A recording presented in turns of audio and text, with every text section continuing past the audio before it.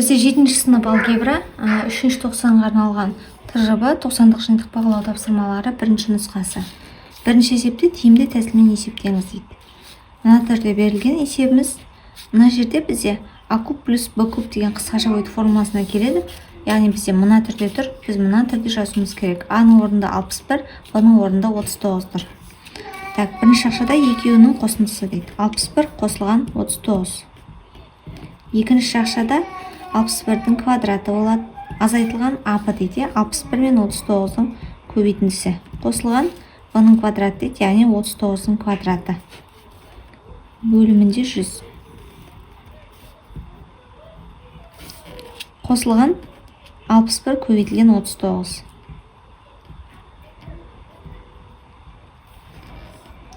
Тең болады. Так, 61 мен 39-ды қоссақ, бізде 100 шығады. 61-дің квадраты азайтылған 61 көбейтілген 39, қосылған 39-дің квадраты бөлімінде 100. Осы жерде 100 бен 100 қысқарады. Қосылған 61 көбейтілген 39. Так, мына жерде тек қана мына жақшаның ішіндегілер қалды. 61-дің квадраты азайтылған 61 көбейтілген 39, қосылған 39-дің квадраты, сосын қосылған мынау 61 көбейтілген 39. 61 көбейтілген 39, екі жақта да бар, плюс-минус бұлар жойылып кетеді. Сонда 61-дің квадраты қосылған 39-дің квадраты шығады екен бізде. 61-ді квадраты бізде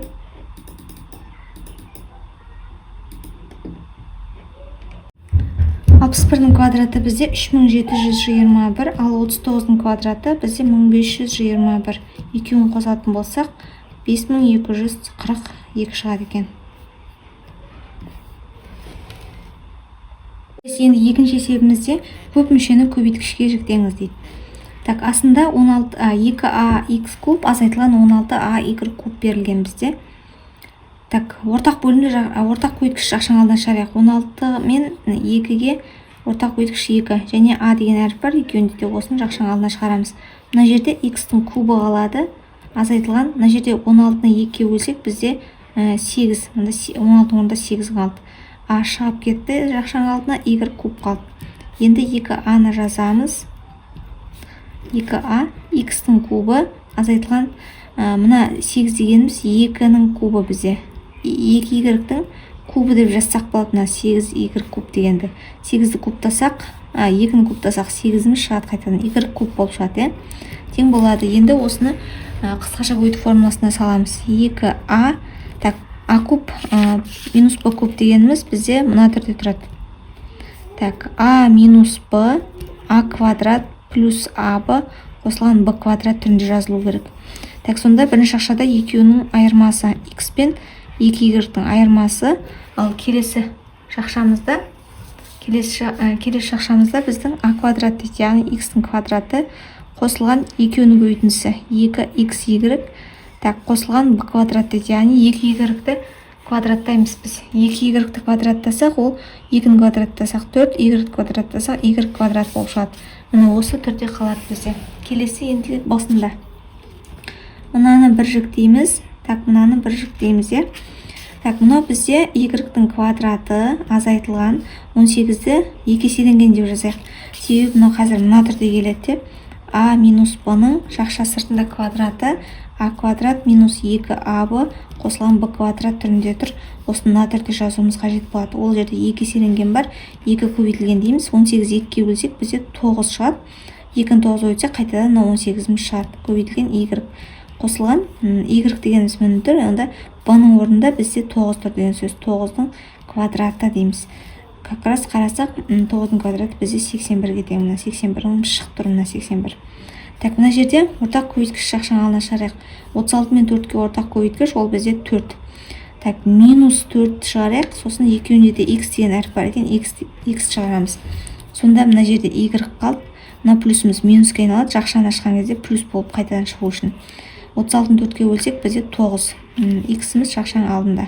Y минус 9 болады, Енді тең болады. Мынаны біз мына түрде жазуымыз қажет, иә. Яғни а дегеніміз бізде y екен, азайтылған b дегеніміз бізде 9 екен. y минус 9 жақша сыртында квадраты. Азайтылған 4x y минус 9 тең болады. Так, бізде бұл жерде қарасақ, екеуіне де ортақ y минус 9 деген ортақ көбейткіш бар. Соны жақшаның алдына шығарамыз. Бірақ жақшасымен. Так, сосын мына жерде екеуі еді, біреуі шығып кетті жақшаның алдына, біреуі қалады. y минус 9. Так, азайтылған, сосын 4x.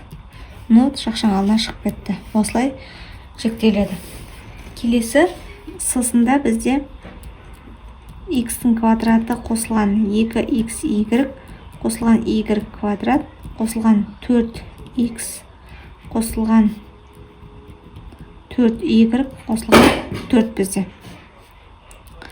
Так, мына жерде мына түрде тұр. Так, мынауымыз бізде мына түрде тұр, е. Так, а плюс b-ның жақша сыртында квадраты деген формуламен ашылады. А квадрат плюс 2ab плюс b квадрат деген түрде тұр. Осы түрде тұр, біз мына түрде жазамыз. А-ның орнында бізде x тұр, b-ның орнында y тұр. Ортасында екеуінің екі еселенген көбейтіндісі. Сонда x қосылған y-тің жақша сыртында квадраты дейміз.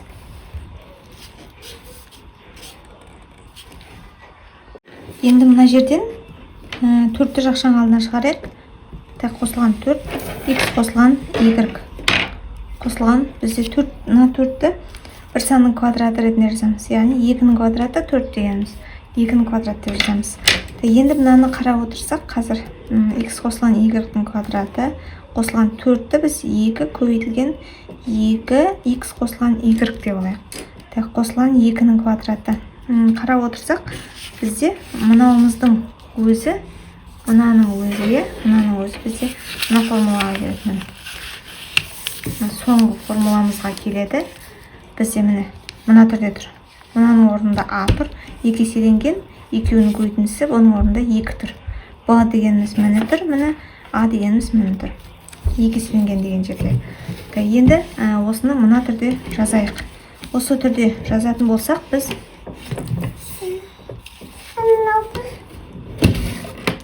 осы түрде жазатын болсақ, так, а-ның орнында x қосылған y тұр, е? X қосылған y жазамыз, қосылған b-ның орнында бізде 2 тұр. 2, соның жақша сыртында квадраты. Осылай жинақталады екен.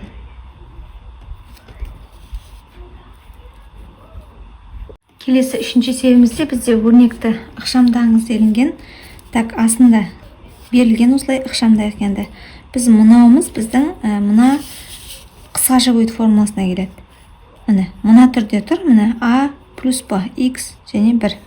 Сосын екінші жақшада x-тің квадраты азайтылған екеуінің көбейтіндісі. X пен 1-дің көбейтіндісі бізде x-ке тең. Қосылған b-ның квадраты дейді, 1-дің квадраты бізде 1-ге тең. Осыны біз мына түрде жазамыз. Яғни x-тің кубы дейміз, қосылған 1-дің кубы дейміз. Так, енді азайтылған x дейміз. Мынауымыз біздің мына қысқаша көбейту формуласына келеді. а минус b, а плюс b бізде а квадрат минус b квадрат деп тұрады. Яғни а бізде x-ке тең, b деген бізде 3-ке тең. Міне x плюс 3, x минус 3 болып тұр. Енді оны а квадрат минус b квадрат түріне келтіреміз. Жақша керек бізге бәрібірде, себебі алдында x бар. Так, x-тің квадраты азайтылған 3-тің квадраты. Тең болады. Так, x-тің кубы. Так, қосылған 1-дің кубы бізде 1-ге тең. Азайтылған, ең жақшаны ашамыз. X-ті x квадратқа өтсек, x-тің 3 дәрежесі болады. Дәрежелер қосылады. Мына минус пен мына минус плюс болады. 3-тің квадраты бізде 9-ға тең, 9x болады. Тең болады. Так, x кубтар бізде жойылады. 9x қосылған 1 қалады сонда. Келесі басында бізде x 1-ге тең болғанда, мына өрнек қой, мына а да өрнегі, өрнегінің мәні 10-ға тең болатынын көрсетіңіз дейді. біз мынаны ықшамдап алуымыз қажет, бірақ оны асында ықшамдап қойдық. Осының орнына біз мына 9x қосылған 1-ді жаза аламыз. Енді бізге айтады, x-тің орнына 1 қойған кезде өрнектің мәні 10-ға тең болатынын көрсетеді. Яғни x-тің орнына 1-ді қоямыз. 9 көбейтілген 1 қосылған 1. 9 болатын ол, 9-ға 1-ді қосамыз, ол бізде 10-ға тең болатын. 10-ға тең екенін көрсеттік. Төртінші есепте бізде екі тізбектелген санның квадраттарының айырмасы мен екі тізбектелген сан. Так, мысалы тізбектелген сан, мысалы 1, 2, 3, 4 деген сияқты, немесе 5, 6, 7, 8 ары қарай кете береді. Тізбектелген бірінен соң бір тұратын. Так, бірінші санды қойық, сосын екінші санды қойық. Бірінші санымыз бізде x болады, екінші санымыз одан 1-ге артық болады. X қосылған 1 болады, я. Так, екеуінің квадраттарының айырмасы дейді. Мына екеуін квадраттап азайтамыз. Сосын келесі тізбектелген сандардың квадраттарының айырмаларының дейді. Яғни бізде 3-ші сан бар деген сөз, x қосылған 2 болады, ол 4-ші сан бар деген сөз, ол x қосылған 3 болады. Осы квадраттарының айырмаларының мынаны квадраттап ажыратамыз, мынаны квадраттап азайтамыз, оларды сосын қосамыз, одан шыққан сандарды. Қосындысы 22-ге тең дейді. Так, егер квадраттарының айырмасы теріс емес болса, бұл сандарды табыңыз дейді. Квадраттардың айырмасы теріс емес деген сөз, артық саннан алдыңғы санды азайтамыз деген сөз. Яғни, екінші саннан бірінші санды азайтамыз, төртінші саннан үшінші санды азайтамыз деген сөз. Сосын оларды қосамыз. Осының қосындысы бізде 22-ге тең болып тұрды. Енді бірден жазайық онда. Так, екінші сан бізде x қосылған 1. X қосылған 1-ден квадратына азайтамыз x квадратты, бірінші санның квадратын. Так, оларды қосамыз. Мынаны тағы бір жақшаға болайық. Так, келесі жақшада 4-ші сан x қосылған 3-тің квадратынан азайтамыз біз x қосылған 2-нің квадратын. Так, осы қосынды бізде 22-ге тең дейді. Так, мынау бізде а квадрат минус b квадратқа келетін жақшаның ішіді. Так, яғни мына а квадрат минус b квадрат. Ол а минус b, а плюс b болып жазылады. Мынауымыз. А-ның орнында x қосылған 1 тұр, b-ның орнында x тұр. Так, бірінші жақшада а минус b дейді. Яғни x қосылған 1-ден азайтамыз x-ті. Келесі жақшада x қосылған 1-ге қосамыз на x-ті. Так, қосылған, енді мынау да соған келеді. А-ның орнында x қосылған 3, b-ның орнында x қосылған 2 тұр бізде.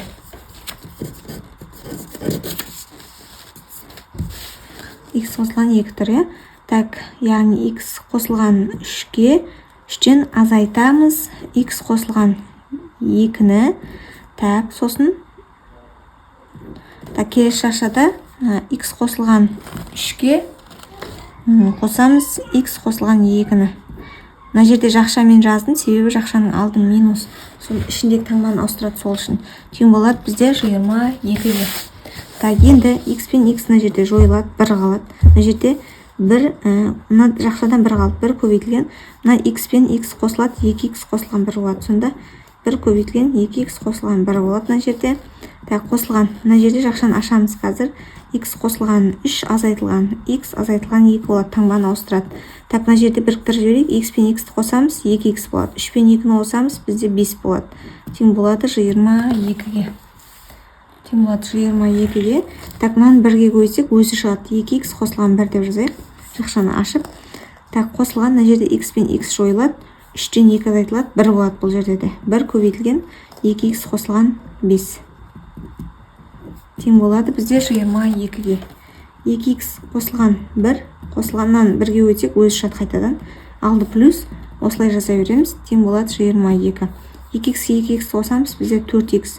Мынау 6 болады, 1-ге 5 қоссақ. Тең болады 22. 22. Так, 4x табатын болсақ, 22-ден 6-ны азайтамыз біз. Бізде 16 болады, е? 16 болады. Так, x-іміз табу үшін 16-ны 4-ке бөлеміз, 4-ке тең болады. Сонда x-іміз 4-ке тең. X-іміз 4-ке тең деген сөз, бірінші санымыз 4 деген сөз. Міне x деп тұр. Бірінші санды x деп алдық, е?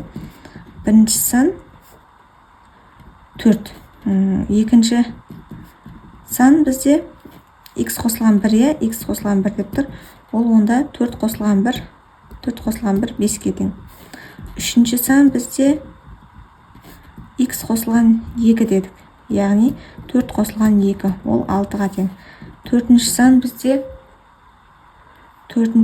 бізде x қосылған 3, ол бізде 4 қосылған 3, бізде 7-ге тең. Сонда жауабы бізде тізбектелген санымыз 4, 5, 6 және 7 екен.